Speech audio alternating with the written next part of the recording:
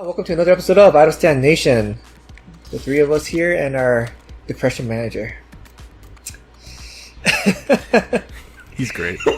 Yeah, he's absolutely fantastic. We love that guy.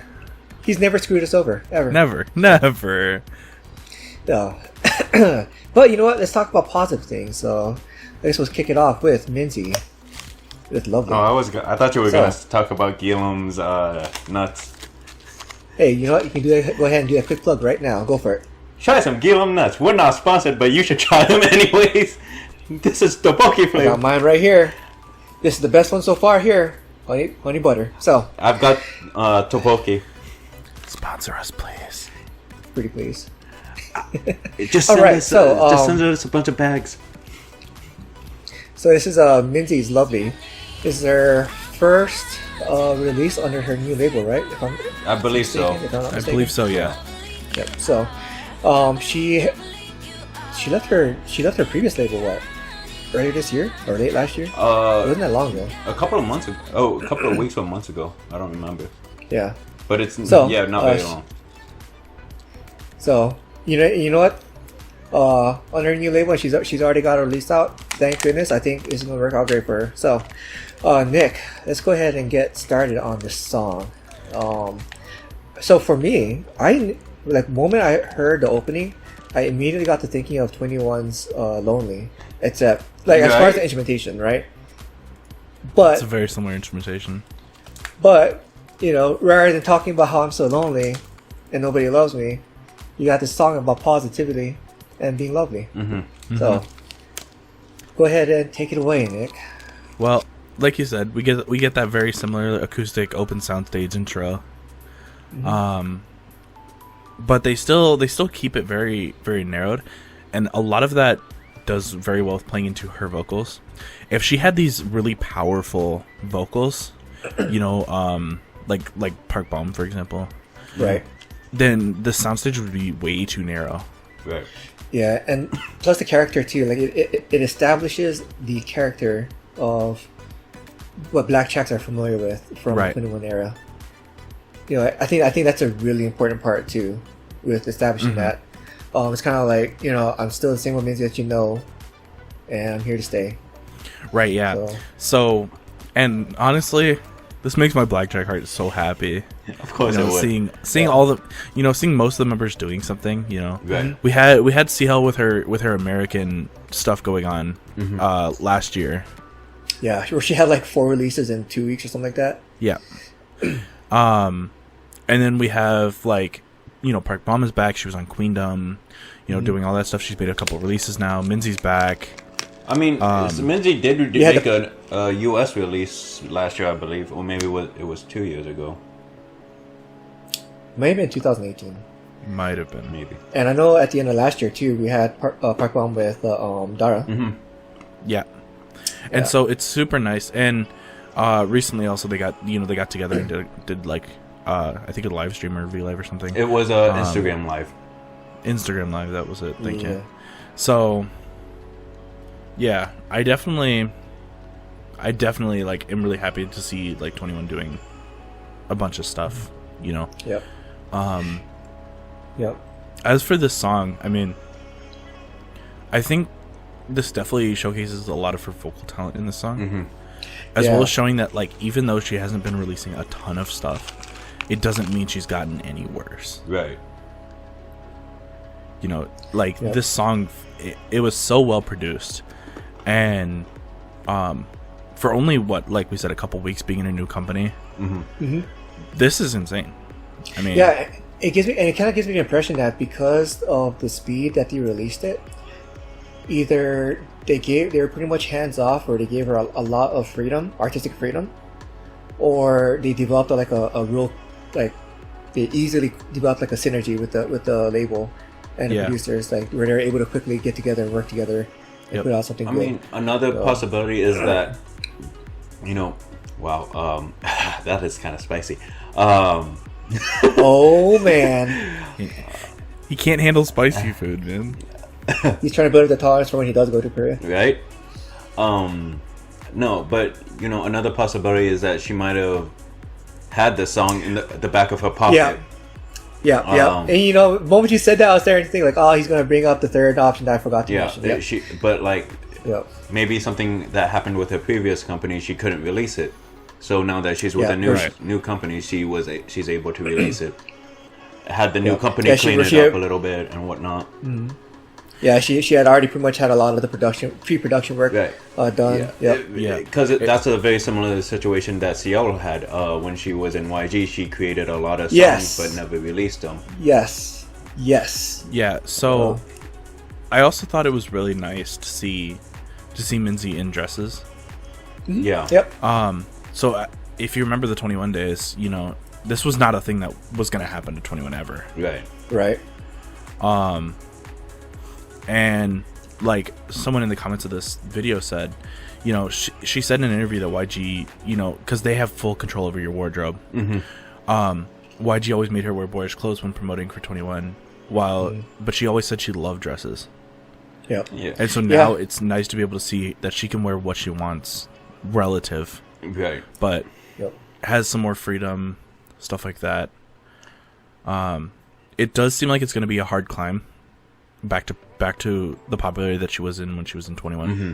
Yeah, especially as the majority of the fandom has gotten older and may not still be in the whole K-pop space. Yeah, they may have moved on.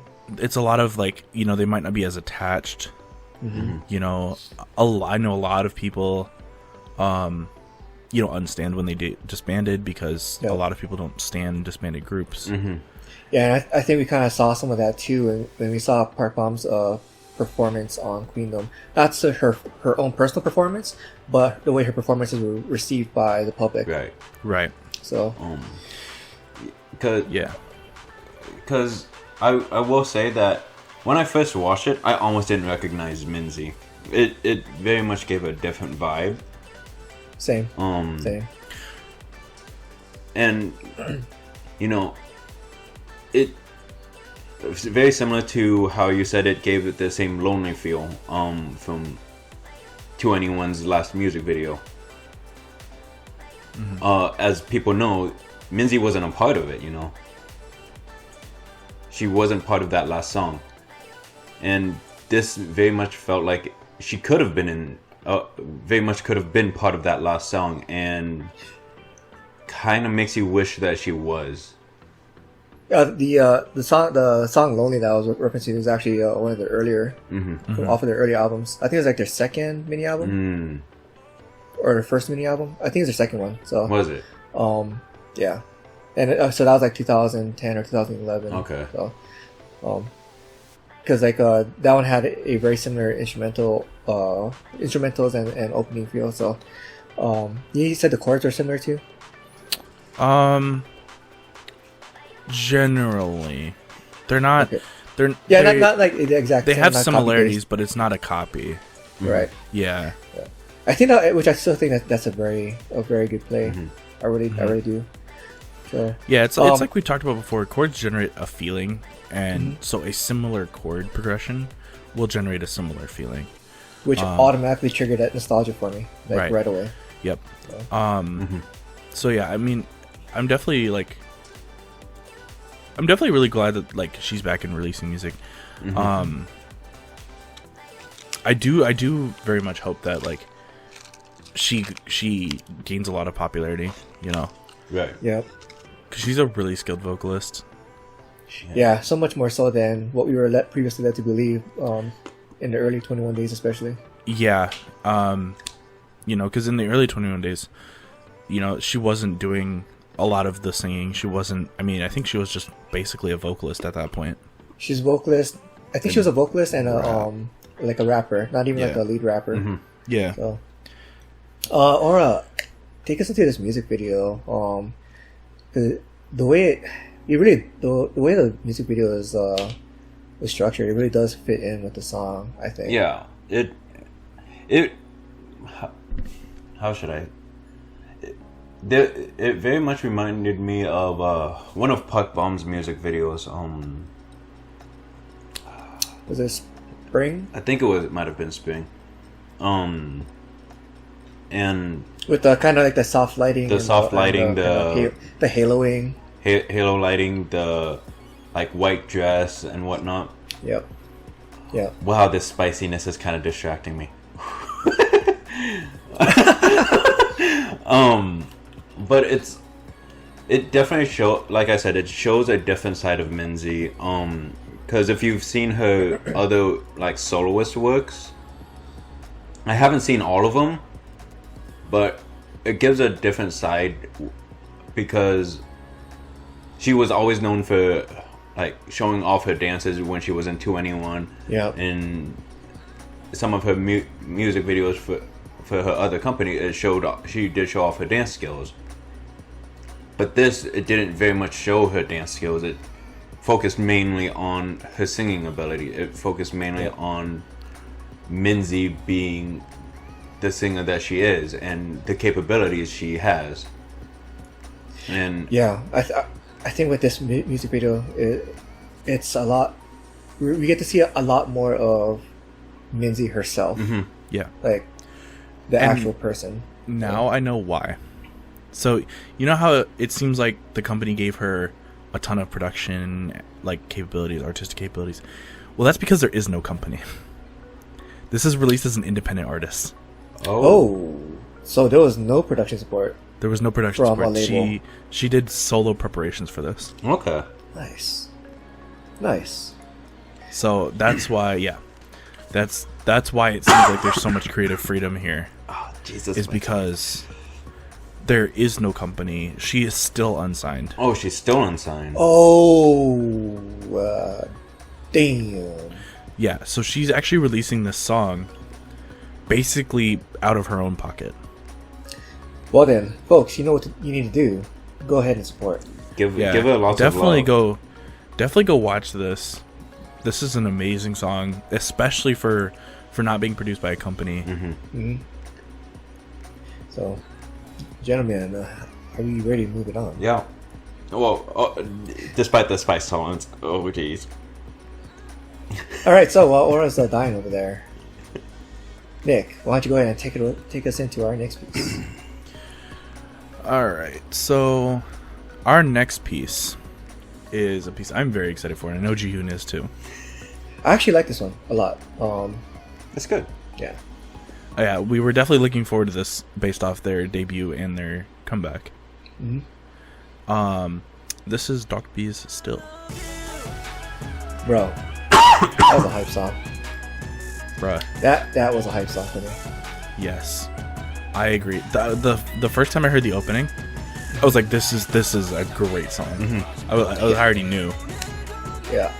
Oh yeah, yeah, and it kept the momentum up all the way through. It did not let me down at all. Oh yeah, like I love that very synthesized like guitar pick sound. Yep. I love that. It set a great tone. Mm-hmm. And they didn't. It's not like they sped it up majorly. Mm-hmm. Mm-hmm. When the vocals come in, they just ran with the flow. Yep. Yeah. Tell us more about this musical style for listeners who have not checked it out yet. Like, so how can we sell it to them? So this musical style is very electropop, and it makes I love electropop. Oh yeah, it makes heavy use of synths, very subsidized beats, so you won't hear like a lot of just on beat hits. I mean, you'll probably hear the drum kick, but other than that, you won't hear a ton. Kind of also feels like it ventures a bit into like dance pop as well. A little bit. It's a little bit like dance housey. Mm-hmm. Yeah. And that comes from the use of autotune, right? Mm-hmm. Because in some parts of the song, they're intentionally over autotuning the voice, which the dance house, like genre, what you can relate it to is very much like dance house, like Drake, right? Yeah. Where when he sings, he will intentionally over autotune his voice, Mm-hmm. but it's not bad. It's not a bad thing. Yeah, yeah. And every MV is autotuned to some degree. Right. But I think they also really did well here because in the chorus, they kind of ran with that kind of house feel and gave it just a touch of tropical vibe. Yep. So it has a great like summer feel without being too overly summer. which is picking from all these various sounds that have been really appealing to me lately. I've been kind of getting burnt out with certain other like subgenres of music, so this was really very refreshing for myself. So. Yeah. And the rap break or the rap drop right after the first chorus, that was amazing. Because they prolonged the rap drop and gave it just a little bit of space, which is perfect amount of time for a switch up. And that transition using that rap was really good. Yeah. Yes. So my only problem with this MV is like the actual MV itself. I understand that. Loved the song, but I just did not like the MV. Really? Yeah. It was super hard for me to watch too. I can understand Nick not having trouble like watching it because of the choices of colors. They used a lot of warm colors, which, from what I can understand, Nick has trouble seeing. Right. Yeah, reds and greens are the rough ones. But there was one scene in particular was super pink that it was actually harsh on my eyes. That's actually pulled up right now on my monitor. Yeah, it was really harsh on my eyes. Yeah, but also there was one scene where, and I had to color check this, but there was one scene where the backdrop was yellow and the outfits were like pinkish, like pink camo type stuff. And I can't see that, right? So literally what it looks like is you're in a yellow backdrop wearing yellow camo. It just doesn't work. Because then you blend into the background. Right. And it doesn't work that well. So yeah, I mean, I do have a couple gripes with the MV. But like for the lighting color choices, I think could have been better. Because it does cause the guys to blend into the background. I very much see the issue with that. Yep. But which is one of my biggest complaints is that. So. The color coordination could have been a lot better. I do agree. But then how they use the camera, and how they focus on the guys, I think that was really good. And also using like some effects to do the transitions, were really well done. Like using the whole outlining light effect. I thought that was really well done. To do transitions for like dancing or to like change the clothing, I think that was really well done. I think the setup for the background and creating the raining effect and having the guys dance in water, I really like that effect too. Yeah, I didn't have a problem with so much the camera work or the or the stages. It's just that. Again, it was all the lighting and the color coordination. Yeah, it was really awful. The color coordination, I very much do agree that was the biggest problem with the MV. Yeah, like I get like they were trying to do a visual pop. Right. I get that. That's what they're trying to go for. But I think they had overdone it in many aspects with that. Especially like when you're choosing something like a mustard yellow, or like a mustardish orange. It reminds me. There was like one of the Drake music videos, right, where he had similar like a similar backdrop. And lighting. Yeah, I think they were really drawn because I've seen it a lot to kind of create a dramatic effect in music videos. Yeah. Depending on how well it's used, it can be done really well. But half of the time it works, half the other time it doesn't. Unfortunately, this one didn't because of the choice combinations with the guys' outfits. Now, I think staying with the lighting and the colors used, it could have worked if they didn't expose those scenes for as long as it did. Like if it was just like a flash on the screen where it's like a split second pop on the screen during a certain formation or whatever. They would have had to change a lot. They would have had to change a lot more of the music video if they did that. Yeah, exactly. It would change up a lot to the structure and the flow of the video. And what's up? Well, so because this is very much of a performance music video. There wasn't much story to the video. Yeah. So there's if they changed it's mostly the choice of colors that they should have changed rather than the arrangement, to be honest, because this is a performance. It should focus on the performance. Yeah. One of the things I didn't get was why have the silhouettes of the women for this music video. Yeah, that didn't make sense to me at all either. Which I find weird that the company is making these choices, considering it's not like this is a initial group, right? Mm-hmm. Right. I mean, this is Brave Entertainment we're talking about here. Right. They're well established. They've been well established. I mean, they've had multiple groups and multiple artists. Mm-hmm. Not to mention, they've been called upon to other companies to produce some of their works. Japanese pop group Chelsea. Mm-hmm. Yeah, they're co-produced by Brave Brothers. Yeah, and so it's weird that Brave is making these choices with Dogby. Mm-hmm. And I mean, maybe. Oh, go. My bad. Maybe they went with a different producer. Maybe that could be a possibility, or a newer producer by chance. Yeah. Mm-hmm. I mean, if it was a story-driven, I could possibly see using female silhouettes as part of the music video. Right. Right, because it would have context from the story. But there wasn't much context in why. Again, I'm also going by visuals. I don't know any of the lyrics. This is just a visual basis. It just didn't make sense. It didn't seem like it'd be a love song, and there wasn't like yeah. And there didn't seem to be romance. It just seemed like, okay, there's background dancers. But it also, and then my other gripe was that it didn't feel like it focused on the whole group very well. It felt like it focused on a few select individuals, but then the others were kind of put into the background. I had a little bit of a gripe with that too. So the only thing that I could see where the girls are actually in the song is that this is a love song. Is it? Mm-hmm. Okay.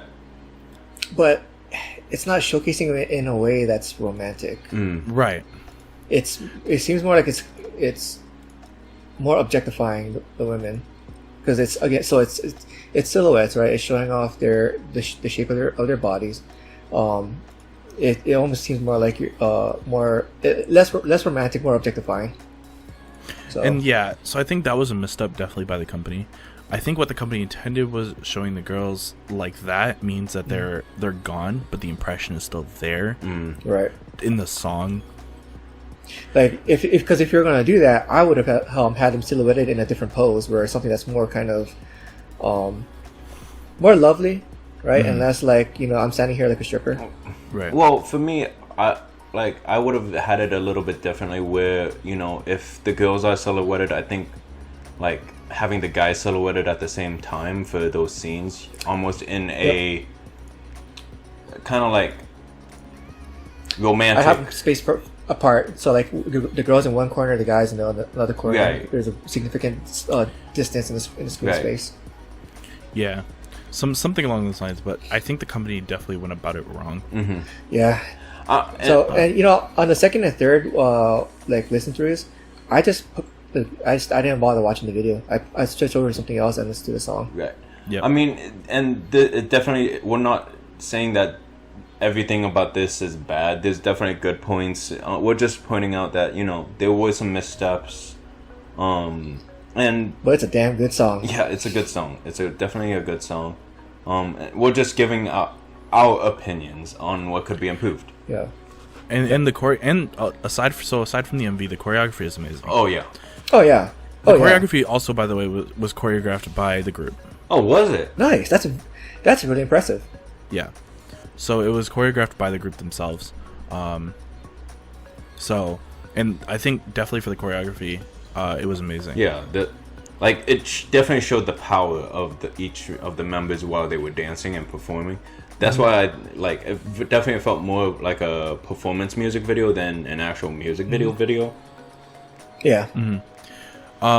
think that made sense. Did you guys see in the actual music video? You guys saw the backflip and front flip, right? Oh yeah.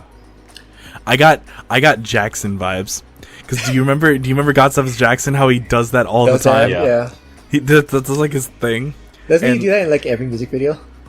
Every early GOT7 music video, yeah. He just always does it. I don't know why. Not gonna lie, I'm kind of jealous of that. They can freaking do flips. I've been trying to like for so long. Yeah, so one guy did a backflip and one guy did the like Jackson like no wind up front flip.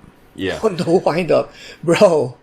That's amazing. Yeah. It's like not really a wind up. I mean, you just put your leg forward and you use your leg's momentum to swing you up and over. Yeah. Mm-hmm. But like, I was like, oh, we early GOT7 out here. I got it. Yeah. Just shut the rest of us up. I got it. So definitely, you should definitely check out this song. This music video just for yourself. I still highly recommend it. Mm-hmm. So, anybody ready to move on? Yeah. Let's do it. So, MONSTA X with Fantasia. You got another Latin-inspired song. In fact, I think this one actually had some Spanish vocal, like lyrics in it too. Did it? Yeah, because I recall one of the commenters in the music video, or on the YouTube video, was like, yo, their like accent was on point for the Spanish lyrics. So, impressive. Nick, take us more to the song. The sounds like sound. Well, it's definitely got a Latin influence. Also, so I mean, but it still retains a lot of that MONSTA X. I don't know how to put it. The vibe that they have as a group. Mm-hmm. I definitely think that because MONSTA X has done this before, where they've kind of infused Latin influence. Yep. But lately they've seemed to be doing it more. Which I don't know the company's motives behind that. I mean, it's good to break into the Latin market. Right. We've seen other groups do that and get very popular. Card being one of them. There's been Card's a lot of other groups experimenting with that. Yep. Yep. Bandit's another one. Mm-hmm. You know, so I think definitely breaking into the Latin market is a great idea because they already have a gateway. As far as that, it's really just like that Latin kind of. It's not really a swing. It's just that kind of Latin flow, mixed with very like Korean chord progressions. Mm-hmm. That's why it makes the song so interesting. It's because it's usually when you have like when Korean groups make a song with influence, they usually take that chord progression. They usually take those chords, kind of make something out of it. But they were like, nah, we're going with completely like normal K-pop chord progression. I think that's what helped make the song a bit more easier to take in for myself. So like MONSTA X has always been one of those groups that it's kind of like an 80% group for me, where it's like I'm almost like on the cusp of like really enjoying their stuff, of like really liking their stuff, but just never quite there. And this song is definitely a bit more definitely a bit more enjoyable for me than the usual MONSTA X song. You know, I've never disliked any of their stuff. I've always like, you know, liked their stuff, never like loved it. And this one came pretty close. So I like what they got going on, and I think what you just said really explains that to me with the chord progression. So their choreography though is still on point as MONSTA X always is, I think. So yeah, they talked about earlier. They talked about that this choreography was harder than what they've done in the past. It was very technical, yeah. And yeah, I definitely can see that. Yeah, that this choreography was really difficult. So it's really interesting to see that they can all pull it off and still stay perfectly in time like that. Yeah, because the combination of not just power, but this minute details too that was put in, like combination of power and detail, like that's really hard. For me, with the dance, what caught my attention was actually the backup dancers. Like they used a lot of integration with the backup dancers. Yeah. They did a very good job with that. Yeah. And this music video too, and it almost feels like a performance video as well, because of how much they showcased. I feel like they showcased more of the choreography than your average music video does. So, I don't know. as far as like the music video itself, well, take us into that. They definitely used more, I want to say, regal color, like. Yes, the black and the gold, especially. That definitely stood out. That really popped. So it basically showed them, because you notice how with their backup dancers, if they were male, they were shirtless with masks or whatever covering their heads and black pants, or if they were women, they wore the whole like spandex to cover their chest, obviously. It was very interesting because, like, no matter what, they were still basically center frame. They exuded so much charisma throughout the music video because it was very much like you said, a performance-based music video. And just having the whole regal colors with the black and the gold just showed how much, how should I say this, how powerful they were, you know. Yes. I was about to it throw showed it how in there. powerful they were, their dance moves, and it very much reflected in their dance moves. Powerful dance moves, very precise, very sharp. Yeah, because that gold color is also kind of like a very energizing color, especially with how vibrant it was in this video. Then the background was very much gold as well.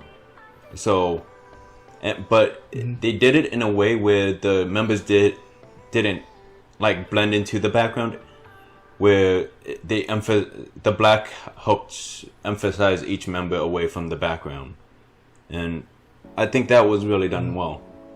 The detail that they put not only into like each of the dance steps, the costumes, they did it with the set, they did it with the backup dancers, I thought was really well done. Yep.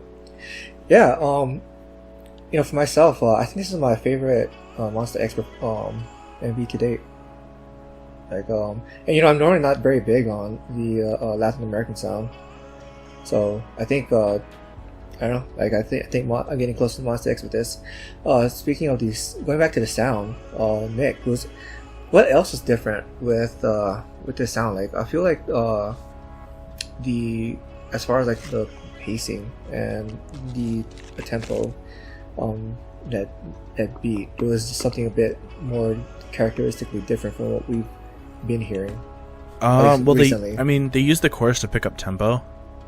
Well, not literal tempo. They used the chorus to inflict like a sound of a feeling of urgency. Yes, and that a lot of that comes from the chant. Okay.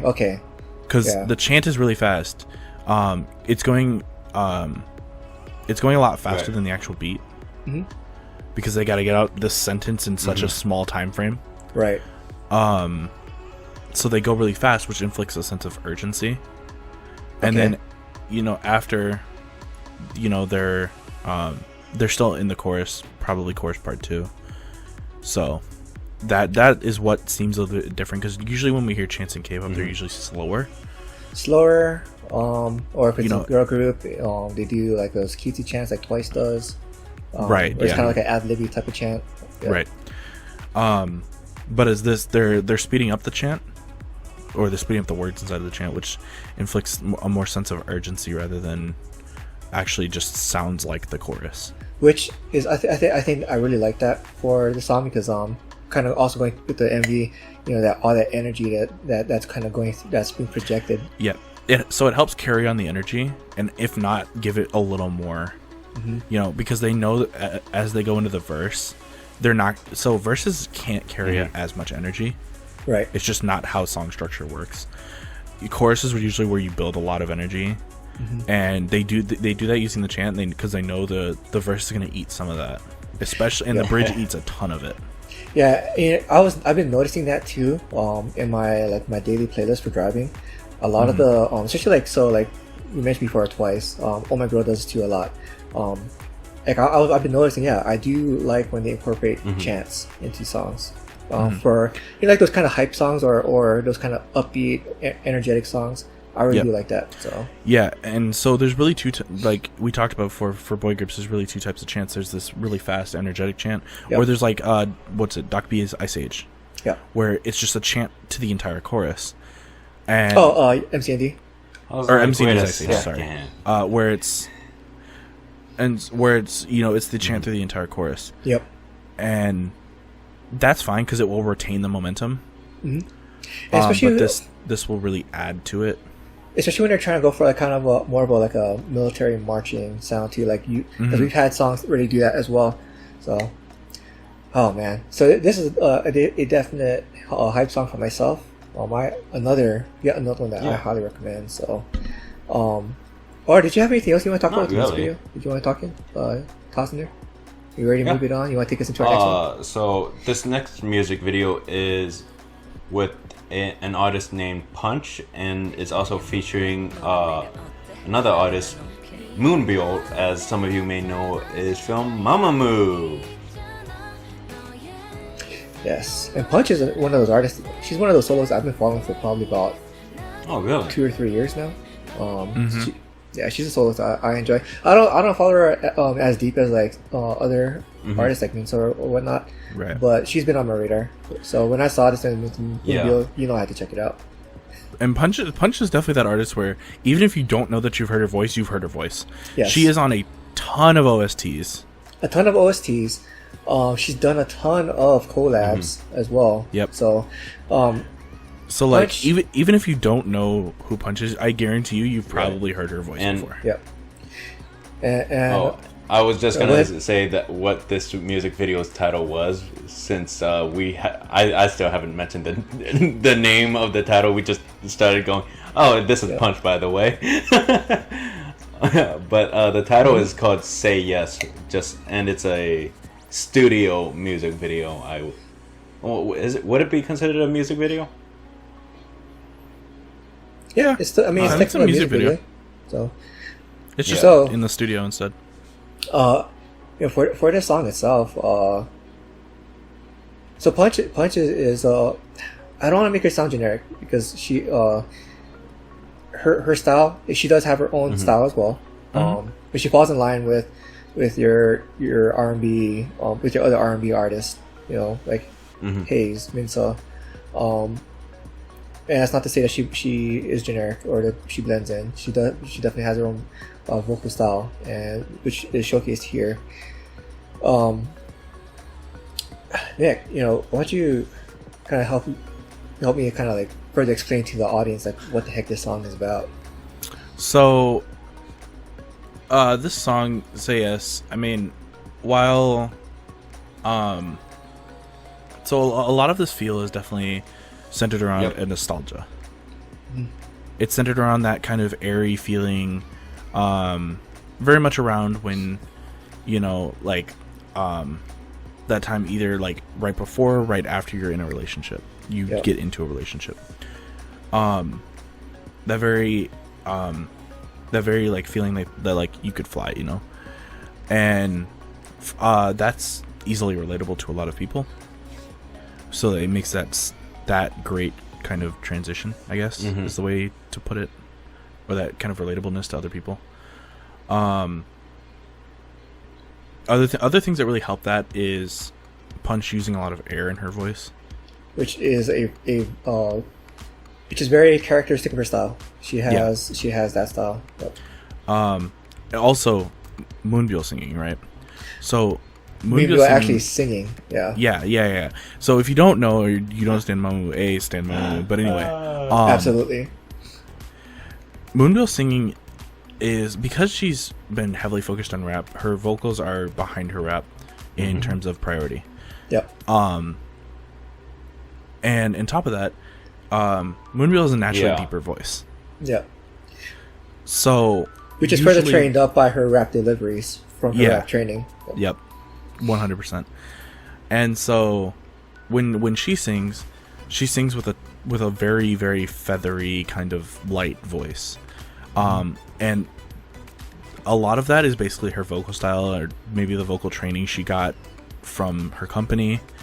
And some of that is just natural, kind of vocal airiness. Everyone has a different voice.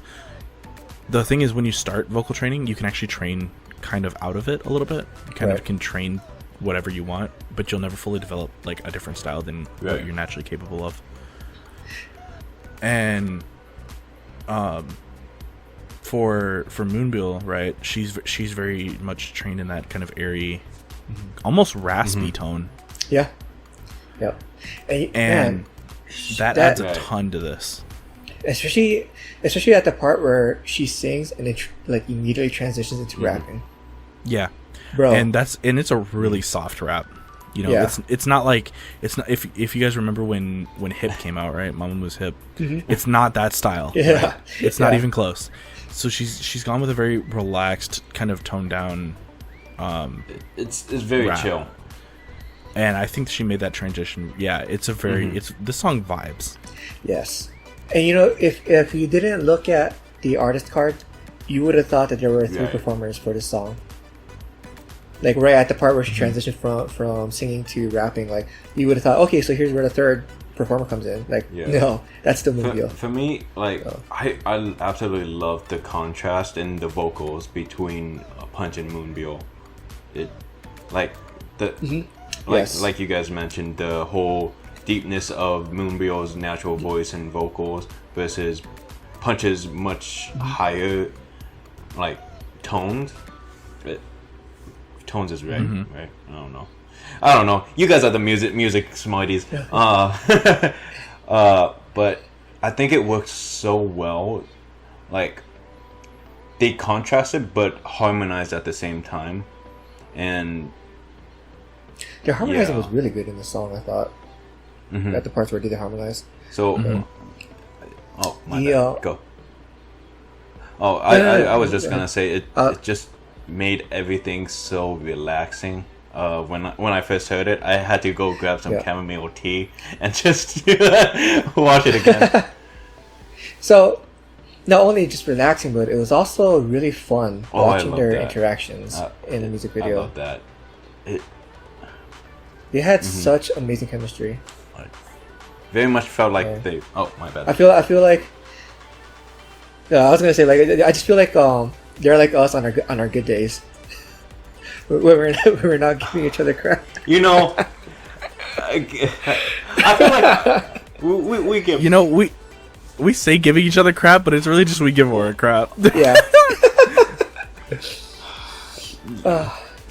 Yeah. Oh man, you're old. Hey, I held back this episode, alright? Yeah. I didn't. I mean, don't get me wrong. I give some BS to these two too. Probably not as much as they give me, but it's honestly nice to see like how they can have fun in these studio recordings. You know. Yes. I think it was such a great play to go with this format. It was very cute. It was well done, and kind of makes you wish you could like just be there and kind of chill with them. Or see like the behind the scenes. Or see the headache that probably the sound director like. Come on, we need you to one of you to just focus. Like, focus here. We're in the middle of recording. It's been 20 minutes and you're still making jokes. Come on. I can see that happening. All right. Absolutely. I mean, especially with how much fun they're having. So, anything else to talk about with the song itself? I'm pretty much go listen to it. All right. So since we're on the topic of Moonbyul, this will take us into our next one. So Moonbyul is back with another solo release called Absence. So, let's see. Nick, you said you had a lot that you want to do with this, right? Yeah. So go for it, man. Take it away. So first off, we start off with that piano, and instantly I knew I was hooked, because, I mean, that's not a synthesized piano. No, that's not a synthesized piano. That's a real piano. And then comes in the strings, and they're synthesized strings, but And then I was like, okay, you know, you could take this and you could flip it on its end, and that would throw everybody for a loop. You know, if you like take it, flip it on end, it's a rap track. Let's go. You know. Yeah. And that's kind of what I was expecting, because we've seen Moonbyul's earlier stuff, and it's pretty heavily rap focused. Yeah. And I was like, okay, yeah. And then she starts singing. I'm like, oh, hello, I see where we're going. I was very surprised by the way she came in with singing, like, and not just like just a few lines either. Like, no, like she's singing like a whole verse. Yeah. And also she, like, especially because I listened to Punches before this, and I knew like her vocal level. Where did this come from? Where did I know that? She doubled her vocal, like her vocal power, which, you know, what she showcased in was back in December with Snow. Yeah, that was pretty impressive too. Yeah. So it's like she's really like just upping her game. Like, yeah, I think quite literally she's getting some serious vocal training now. Yeah. And this is if you don't know, if you haven't listened to it, it's very R&B. Yeah. It's very like soul R&B. R&B. I very much agree on the soul part. Kind of got like a some tinges of trap in there too. Yeah, so the drum track is very trap. Yeah. But you know, I'm really what I guess what makes me most excited about this release is the possibilities of MAMAMOO in the future, because like MAMAMOO is already known as being a very strong vocally based group. And you're gonna further expand on that with Moonbyul's expanded skills and repertoire. Right, and I mean I've talked about it before as well. How I like songs with big build-ups, but the drop is more of a release rather than like a go into like just a standard drop. You know, right? I the two kinds of drops I really like are release drops where it builds up really hard and then it releases and it just feels like euphoria almost, or catharsis, I guess is the better word for it. But I also like really, really, really hard drops, like for example, CLC's Me, stuff like that. So, but I think this drop definitely has that catharsis kind of feel. And I really like it because I was expecting, you know, into the drop, into the rap break. You know, more of a rap break based chorus back into vocals for the verse. Right. And I feel like that's pretty standard to expect from right. a Moonbyul song. But when it went into this kind of soft, kind of released chorus, I was hooked. I knew I was gonna love this song. Aura, why don't you go ahead and take us into this? Well, very similar to some of the other like MONSTA X and DKB, how we said it was very much performance based. This is a straight performance video. It shows off her dance skills. It shows off like so much of her abilities as not just a vocalist, as a rapper. It shows off like her amazing dance abilities. Like we've seen. She is a strong dancer. Shown a lot of her dance abilities, and unlike some other MAMAMOO like dances, it's more of a softer dance, but also very precise. It's got so much precision, and it's also got I want to say Moonbyul's kind of signature dance in the chair kind of thing, because something I've noticed since starting to watch more MAMAMOO stuff is Moonbyul loves to dance in a chair. Yeah, it's just her thing, I guess. Yep. She loves chairs. Moonbyul's in chairs, the next ship. I ship that stuff.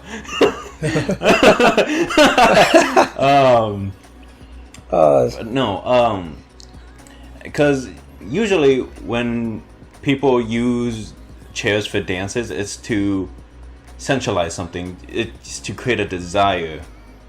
But the way Moonbyul does it, it's to show off power. It's to show off... Yeah, I was about to say it's like a base of power, right?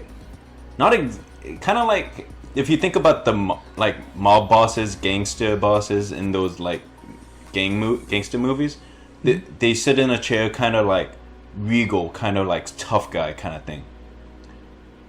Yeah, that's kind of like that base of power. That's something that like even though Moonbyul has a very small frame, she can exude that like powerful, like gangster, like yo, what's up kind of deal.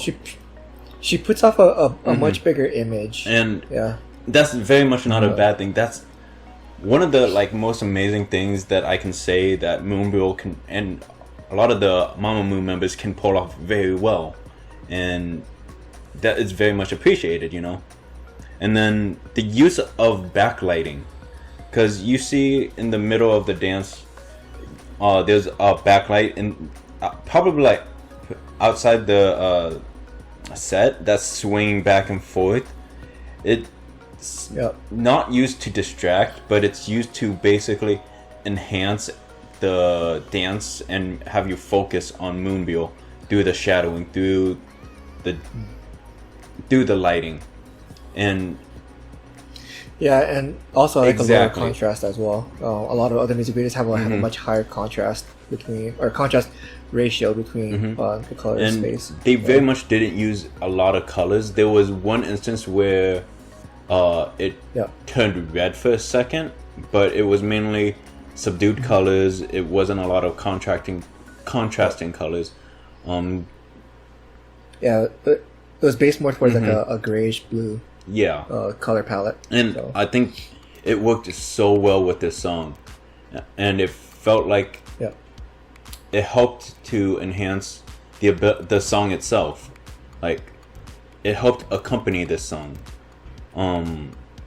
where it didn't become the main focus of the music video, but became something that went alright. As the song elevates, the performance elevates, and just it flowed so beautifully. And this is something that happened in Moonbyul Snow, and did happen so very well, and why I love that just as much as I love this. Right on. So, Nick, you got any other comments on the song? Other than that, I mean, I just think the song was transitioned just so well between the, you know, her rapping back to her vocals, and also like whoever did the mixing, that person needs a pay raise. Like that mixing is seriously so insane. It's very hard to bring a drum track so far back that it almost fades away until she starts rapping, then you bring it forward. You know, it's hard to forget something like that, especially because when you realize that the drum track, like in the chorus, right, the chorus where it's very like cathartic, you know, where it's very on a very open soundstage, stuff like that, it's still there. Like, it doesn't fade out. It's still there. That trap drum track, right? And it's actually persistent through the entire song, and that's really crazy. Until like it's when I say persistent, I don't mean it doesn't stop. Okay, I mean that it's there until they take out the rest of the instrumentation, because there are points where they take out the entire instrumentation, but it's basically persistent through the entire song. And that's kind of crazy because, you know, you're very, you know, it's not really a time for trap, you know, right? You know, you're very much in your soul kind of stage at that moment, right? So it's really cool that they've put the drum track far enough back where they don't make the song sound so much like trap. So I definitely really appreciate the mixing and mastering. Yeah, I think they did a really great job with that. All right. Shall we get to music video of the week? MV of the week? Alright. That's where I was heading to. So, me? We'll kick that off though. You suck. You sound like you've already picked yours. So does it? Because I'm having a tough choice. Because there's one that we didn't even talk about that's also in my head for a choice. I mean, you can also pick that too, even though we didn't talk about it. So I'm stuck between One Way and Moonbyul, right? And Punch. You know, I'm because it made me grab some chamomile tea. I'm gonna have to go with Punch It and Moonbyul Say Yes. All right. How about you, Jihoon? So for myself, I'm tore up between Dakbi and Wonwi. But Punch is also really good too. Punch and Moonbyul. You know, when I first listened to MONSTA X FANTASIA, like I was almost on board with that too as I was listening to it. So yeah, it's always been a tough week. I feel like up until last week actually. Last week it wasn't too hard for me to pick. So yeah. I'm gonna have to. I guess I'll go with 1 because I like the song's energy. Wasn't really super standout, but I think against the backdrop of all the other songs been releasing this week, or not even just this week, lately, it was different enough for me. Music video, I really appreciated like how they had like Alexa with a cameo in there. Like I thought that was really cool. Music video was fun. Nothing really stand out. It was just a fun music video. So I think it just hit. I think when I watched that music video, it was just hitting me at the right time. So, what's your pick? Okay. My pick is actually going to be my number one song of 2020 so far. Wait, hasn't he said this before? I feel like he said this before. Well, yeah, because so far, you know, it could very potentially be. It could update every week. You know, it could. So. But this is a song that's very strong contention for my song of 2020 at the moment. Is Moonbyul's Absence. It's a good song. Right on. Well then, we've got a pretty nice split across the lineup. So. All right, so I guess we'll take into our quick shots. Yeah. June comebacks. Can we just talk about how lit this I mean, by the time this episode comes out, we're going to already have a few amazing comebacks. Oh. Yep. We are, yes. Absolutely. So I guess let's take it into comebacks that you guys are excited for. Oh, man. Well, we already know Aura's number one that he's looking forward to. Twice in Eyes one. Yep. And I was gonna say, don't forget number 2 is Eyes Twice one. Eyes one. I think OGG is doing another release this June as well. What about you, Nick? What's you're limited to 3. For this current fangirling session. Come on. Okay, well, and then we'll swing back around and you can list off some more, alright? So we'll give you that. My number one at the moment that I'm most excited for is definitely probably Moonlight Girls. Okay. It's a debut. It's a debut. But as you know, I'm the Nugu guy. So definitely excited for definitely excited for Moonlight Girls. Excited to see them debut and see hopefully them have hopefully a breakout single somewhere around there. Stray Kids. Come on, as always. We know me. Yep. The Stray Kids was definitely up there. As for the third is actually really close, but I'm actually really excited for WJSN. Really? Yeah, Ujusanyo. Yeah. I'm really excited. When did that happen? So, as you know, I don't really follow WJSN a lot. Yeah, but you've been kind of skirting around with them because you would ask some questions about them over the course of last year. Yeah, because I've been interested in WJSN, Cosmic Girls, Oh My Girl. I've been interested in all those groups recently, but WJSN, I don't know. There's something about this comeback. I think it's also coming back at a perfect time where I'm gonna really be wanting, a girl group comeback. Because if you look, it's basically sandwiched by pretty much all boy groups. Right. And a lot of those boy groups are groups that I don't stand or I don't follow a lot. Right. And so there's a group it's kind of like a diamond in the rough, so to speak, for me. Because I've been looking at them. I follow them on Twitter now. Oh wow! What do you think of their last comeback? As You Wish. I liked As You Wish a lot. Yeah, because I remember we did kind of ask about like how they kind of still have like that Nubu sound. Yeah, so that's I think that's one of the reasons I'm looking forward to Butterfly, right? Mm-hmm.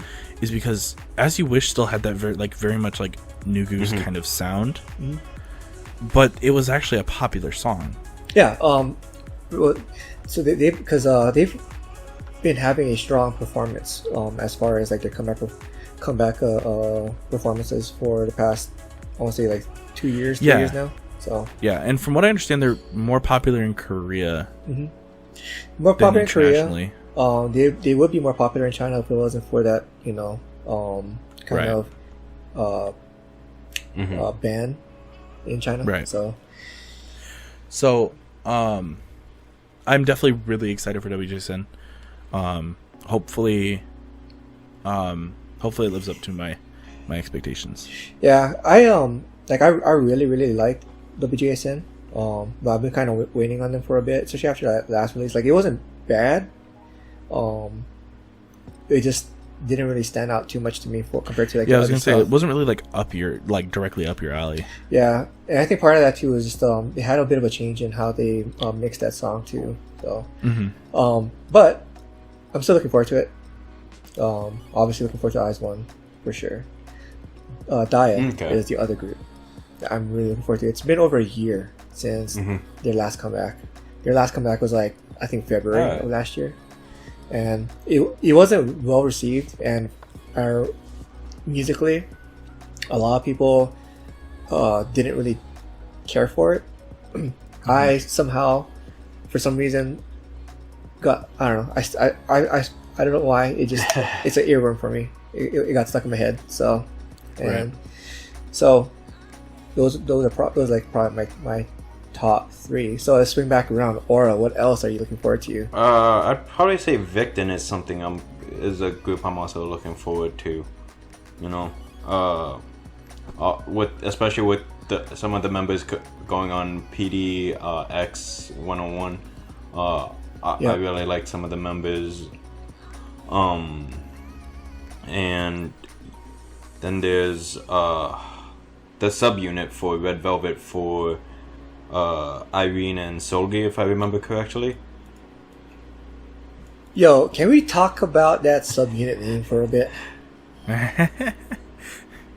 Man, that's like Red Velvet's first subunit ever, and it's so unoriginal. What's it called? Irene and Solgi. Nope, it's called Irene and Solgi. Yep. If it was me, I would have named them like Idison. Just combine their names a bit. Just I don't know, something more creative. Yeah, I think they definitely could have. There's still time to change it if it's just Irene and Solgi. Yeah. But Yo, what if? Because they announced that they're delaying the comeback, right? Oh, the album it's July. itself. So what if they delay this to give them more time to think of a better name?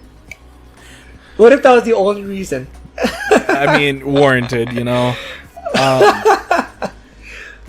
just also, talking smack at this point. It's really looking like we're gonna have a ton of debuts this next month. I was looking at it, and because we have weekly, and like I talked about before, Moonlight Girls, but also there's apparently 3 other girl groups that are supposed to debut this month or this upcoming month. So we have Neon Black. We have How Entertainment, which is going to be a girl group. They're not named yet. And then we have Cup Girls. Cup Girls. Where do we know that name from? Also, later on in the year, we'll have YG's new girl group. Take that as you will. Take that as you will. I mean, do you want to talk about? There are a few other things coming up too. Like Red Velvet's Yeti is about to do a YouTube reality show. Yo, right? I want to watch that. For the longest time, Yeti was one of the members of Red Velvet that just, because like I always go through my phase, right, with each member where like, I get my first bias, then I get biased by all of them progressively, and she's the last one for me. And like I don't know, lately I really love Yeti. I'm also like really looking forward to it too. Just because seems like she has such a fun personality, and then apparently I think it was an Instagram live. She said that Nayeon would be like her first guest and whatnot. Nayeon from Twice. So it'd be nice to see the whole like idol friendship interaction thing, because we know that idols have fans. Well, especially Nayeon, she has friends that it's like and then it'd be great to see Yeti interact with like other idols too. Oh yeah, I want to see like Oh My Girl's Arin. That'd be hilarious. I would just die. And then something else that you guys both of you may be interested in is, how Piston disbanded a while back. Shion. It wasn't that long ago. Piston's Shion is actually made an announcement that she's gonna start an acting debut. So it's awesome. Right on. Yeah. Good luck for her. Oh man. Yeah. As always, You got anything else? Speaking of which, apparently Hanabi is supposed to be coming back soon too. Yeah, it wasn't announced when. It was on the coming. It's on coming. Okay. Soon. Yeah. So hopefully soon.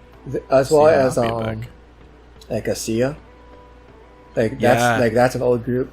So, and I don't know if this is like the original Sia or if it's like the kind of like the repackaged or rebranded Sia, because there was an original Sia which was like what they disbanded in 2011, and then there was like another reformed Sia with none of the original members. Or wait, I think they had like one of the original members, and they disbanded in like 2016. Or hiatus maybe. I think hiatus since 2016. Okay. So yeah. And you got Shiny and Uptension as well, also announced, but not when. Yeah. So. Right. Exciting times, guys. Yeah, definitely. Next month is going to be this rough. This summer is going to be rough on the stands' wallets. Okay. Oh yeah, it's already been rough on mine and Jiun's wallet. Yeah. Jeez. All of mine have been on pre-orders. Okay. Like. Oh yeah, mine won't ship because no. Like even though some of them have released, because they're in pre-orders with other albums, they're not gonna ship anytime soon. Yeah, I had the same thing happen. It's okay. I pre-ordered an album in October. SIS. Still not came back, by the way. Yeah. All right, should we wrap this up? Yeah. Please wrap it up. All right. Thank you for watching. This has been Idol Nation. Make sure you like, comment, subscribe. Click that bell icon if you want to see when we upload in the future. Join our Discord. We talk there pretty frequently and also kind of post hints on what we're talking about for the next week. Follow us on Twitter. Make sure you go check that out. We post there pretty frequently as well. And we will see you guys next week. I finished my bag.